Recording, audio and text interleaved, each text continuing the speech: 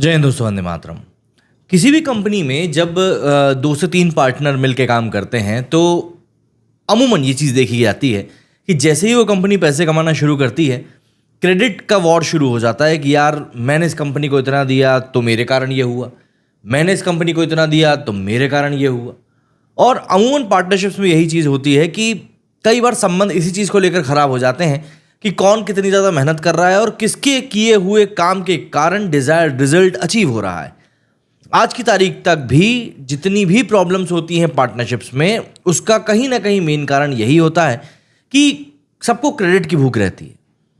अगर हम स्त्री 2 की बात करें तो स्त्री 2 में भी ये वाला एक फैक्टर निकल कर सामने आया कि यार जो एक्टर्स हैं वो हर कोई यही बोल रहा है कि यार हमको ना क्रेडिट सही नहीं मिला। अपार शक्ति खुराना का जो पूरा एक बयान निकल कर सामने आया था, उस बयान के बाद तो ये बात और भी ज़्यादा क्लियर हो गई कि ऐसा लगता है कि मेकर्स के बाद में जब एक्टर्स से बात की जाती है तब कहीं ना कहीं एक्टर्स के अंदर मेकर्स से भी ज़्यादा इस बात को लेकर एक ईगो रहता है कि यार हमको वो क्रेडिट नहीं मिला जो शायद हमको मिलना चाहिए था। देखिए, कई केसेस में शायद आप इस चीज़ को जस्टिफाई कर सकते हैं। जैसे मुझे याद है सलमान खान की मूवी आई थी मैंने प्यार किया, भाग्यश्री जी के साथ वो उन्होंने मूवी करी थी, लेकिन उस मूवी की सफलता का जो श्रेय था वो ऑलमोस्ट पूरा का पूरा भाग्यश्री को चला गया। वो मूवी उस समय की एक सुपर डुपर हिट मूवी थी, पर आपको यकीन नहीं होगा कि सलमान खान को वो मूवी करने के बाद में 6 महीने तक कोई काम नहीं मिला था। मतलब कोई भी डायरेक्टर उनको अप्रोच ही नहीं कर रहा था, क्योंकि सबको ये लग रहा था कि यार ये जो मूवी है ये तो भाग्यश्री के कारण हिट हुई है। और ऐसा आज की तारीख में भी है। जो क्रेडिट का वॉर है ये कहीं ना कहीं इसीलिए इतना ज़्यादा लोगों के सर भी चढ़ता है। अगर आपको याद हो, पद्मावत मूवी में शाहिद कपूर ने भी एक बेहतरीन रोल अदा किया था, लेकिन उस मूवी में जब भी बात आप करेंगे तो कहीं ना कहीं अलाउद्दीन खिलजी का किरदार निभाने वाले रणवीर सिंह की बात होती है या रानी पद्मावत का किरदार निभाने वाली दीपिका पादुकोण की। तो कहीं ना कहीं एक मूवी में जब आपको ड्यू क्रेडिट नहीं मिलता है तो एक ऐसा सिनेरियो क्रिएट हो जाता है जिसमें कि आपको लगता है कि यार आपने क्या ये मूवी सिर्फ पैसों के लिए करी थी। और देखिए, आप माने या ना माने, एक ह्यूमन नेचर होता है कि उसको अप्रिसिएशन मिले। जब एक व्यक्ति को अप्रिसिएशन मिलता है तो वो और भी ज़्यादा खुल के निखर के काम करता है, और जब उसको अप्रिसिएशन नहीं मिलता तो वो कहीं ना कहीं थोड़ा हिचकिचाता भी है। अपार शक्ति खुराना के साथ भी सेम यही चीज़ हुई। जब उनको उनका वो जो एक क्रेडिट मिलना चाहिए था, जब वो नहीं मिला, तब कहीं ना कहीं उनको भी लगा कि यार ये तो गलत हो गया। मतलब सीधी सी बात है कि उनका कहना था कि यार ऐसा तो था नहीं कि सपोर्टिंग रोल जो जिन लोगों ने किया उन्होंने कोई ख़राब रोल किया था। मतलब यहाँ पर उन्होंने पंकज त्रिपाठी, जनाब का रोल निभाने वाले अभिषेक बैनर्जी, खुद अपार शक्ति खुराना, उन्होंने सबकी बात करी कि यार आखिर हम लोगों को क्यों इतना तवज्जो नहीं दिया गया है, क्यों इतना क्रेडिट नहीं दिया गया। एंड जाहिर सी बात है, सो ऑन, इन सबको लेकर लेकिन अमर कौशिक ने बहुत हद तक बात क्लियर करी है। अमर कौशिक मूवी के डायरेक्टर हैं। उनका कहना है कि मूवी के रिलीज़ होने के बाद मैं तो छुट्टियों पे चला गया था, क्योंकि मुझे पता था एक क्रेडिट वॉर शुरू होने वाला है। और जब ये अपार शक्ति खुराना का बयान सामने आया ना, तो उसके बाद तो मतलब क्लियर ही था। यहाँ पर अमर कौशिक ने सीधे तौर पर कहा कि जो क्रेडिट का वॉर होता है दरअसल ये एक्टर्स के बीच में कम होता है, एक्टर्स के फैंस के बीच में ज़्यादा होता है। जैसे कि अब हम जानते ही हैं भाई, श्रद्धा कपूर की जो फ़ैन फॉलोइंग है वो सोशल मीडिया पर मतलब छप्पर फाड़ रही है। अब नरेंद्र मोदी से भी ज़्यादा भारतीयों में सबसे ज़्यादा फॉलोअर्स श्रद्धा कपूर के पास है नंबर 3 पर। तो ऐसे में ऑब्वियस सी बात है उनके फॉलोअर्स तो यही चाहेंगे कि भाई श्रद्धा को पूरा का पूरा क्रेडिट जाए इस मूवी के हिट होने का। लेकिन राजकुमार राव की अदाकारी के जो लोग फ़ैन हैं वो ये कहते हैं कि भाई राजकुमार राव का रोल इस मूवी में काफ़ी बड़ा था, तो क्रेडिट तो उनको भी जाता है। और ये है फैक्ट है कि राजकुमार राव का जो रोल है मूवी में वो काफ़ी ज़्यादा बड़ा है, एंड उनके कंपैरिजन में श्रद्धा कपूर का रोल काफ़ी हद तक कम है। बट बात वही आ जाती है कि क्या श्रद्धा का कैरेक्टर नहीं होता तो ये मूवी हिट हो जाती, या राजकुमार राव का कैरेक्टर नहीं होता तो ये मूवी लोगों को पसंद आती।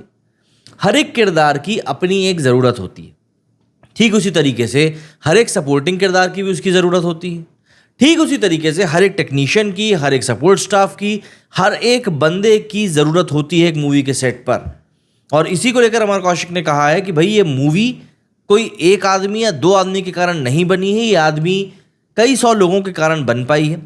चाहे वो सरकटे का किरदार निभाने वाला व्यक्ति हो, या उसको आवाज़ देने वाला व्यक्ति हो, या CGI पे काम करने वाला व्यक्ति हो, हर एक व्यक्ति ने अपनी अपनी एक एफर्ट निकाल कर इस मूवी को दिया है, एक योगदान इस मूवी के लिए दिया है, जिसके कारण एक कलेक्टिव एफर्ट का नतीजा है जो आज तारीख में हम स्त्री 2 के रूप में स्क्रीन्स पर देख रहे हैं। तो ये कह देना कि नहीं उस फला एक्टर की वजह से ही सब कुछ हुआ है, ये थोड़ा गलत रहेगा। स्त्री के कलेक्शन की जरा बात कर लेते हैं हम कि भाई स्त्री का कलेक्शन कैसा क्या रहा है। तो देखिए, इसकी रिलीज को आज 21वां दिन है, बुधवार का दिन है, वर्किंग वीक ये चल रहा है, कोई छुट्टी उट्टी है नहीं। बट सरप्राइजिंग बात यह है कि स्त्री 2 के कलेक्शन ने अब एक होल्ड पकड़ लिया है। होल्ड मतलब ये होता है कि जब वीक में कोई मूवी रिलीज होती है तो वो किस तरीके से आगे बढ़ती है, किस तरीके से कलेक्शन को निकालती है। पिछले ये जो सैटरडे संडे गया है उस पूरे वीकेंड पर इस मूवी ने ऑलमोस्ट 45 करोड़ का बिजनेस किया था। मंडे को इसका असली टेस्ट था कि ये मूवी मंडे को कैसी क्या कमाई करती है। तो ये मंडे टेस्ट में मतलब बेहतरीन प्रदर्शन कर रही है। जहां इस मूवी ने मंडे को 6.75 करोड़ रुपीस कमाए हैं, तो वहीं ट्यूसडे को भी जो अर्ली एस्टिमेट्स निकल कर सामने आ रहे हैं उसमें 6.25 करोड़ का ही आंकड़ा आ रहा है।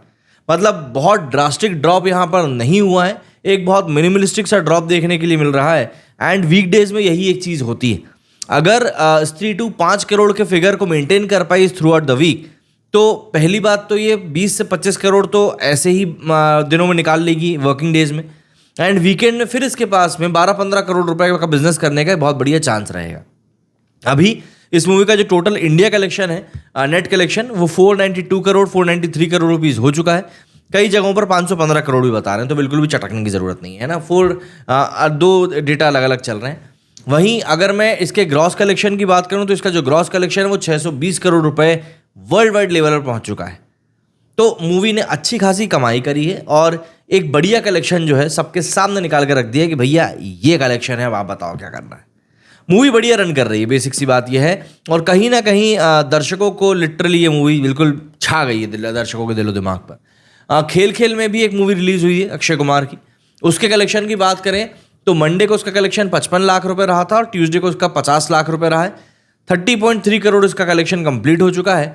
बट बात फिर वही है कि यार ये कलेक्शन जो है ये मूवी के बजट के लिहाज से काफ़ी कम है। प्लस जो एक्टर इस मूवी में है वो 100 करोड़ की बात करने वाला एक्टर है, बट पिछले कुछ समय से उनका ही बुरा वक्त चल रहा है, तो वो उतना कुछ कलेक्शन खास निकाल नहीं पाए। ये सिनेरियो इस समय बॉक्स ऑफिस के ऊपर बना हुआ है। क्रेडिट वॉर के बीच में भी स्त्री 2 ताबड़तोड़ कमाई कर रही है। 6 करोड़ की ओपनिंग भी नहीं मिल पाती कई सारी मूवीज़ को, और ये मूवी थर्ड वीक के मंडे में जाकर ये कलेक्शन निकाल रही है, तो एक अच्छा ही है। बड़ी से बड़ी मूवीज़ को ये मूवी टक्कर दे रही है, चाहे वो काल्की हो, एनिमल हो, पठान हो, जवान हो। तो एक तरीके से हम ये कह सकते हैं कि भाई दर्शकों ने बिल्कुल इस मूवी को एक्सेप्ट किया है और कहीं ना कहीं जो एक माहौल बनना चाहिए था इस मूवी को लेकर वो माहौल भी बन पाया है। और कहीं ना कहीं इसके लिए हमको मेकर्स को भी क्रेडिट देना ही चाहिए कि यार उन्होंने एक इतनी अच्छी बढ़िया कहानी को डेवलप किया जिससे कि लोग इस तरीके से कनेक्ट कर पाए। और देखिए कहीं ना कहीं यही एक ऐसी चीज़ होती है जो इन दी एंड दर्शकों को थिएटर तक खींच कर लाने में और अपने यार दोस्तों को बताने में कि नहीं भाई ये फला चीज़ काफ़ी अच्छी आई है, बहुत ज़्यादा मददगार साबित होता है। कमेंट करके ज़रूर बताइएगा कि आपने इस मूवी को देखा है या नहीं, और अगर देख लिया है तो आपको ये मूवी कैसी लगी। मेरे इस वीडियो में फिलहाल इतना ही। जय हिंद, जय भारत।